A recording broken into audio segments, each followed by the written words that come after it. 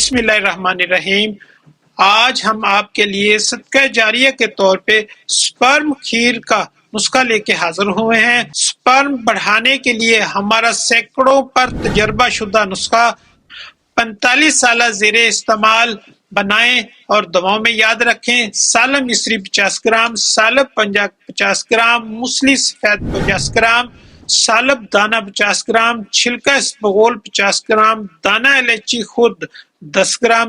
سفوف تیار کریں اور سوائے چھلکا کے تمام اجزاء سفوف کر کے چھلکا شامل کریں اور محفوظ کر لیں۔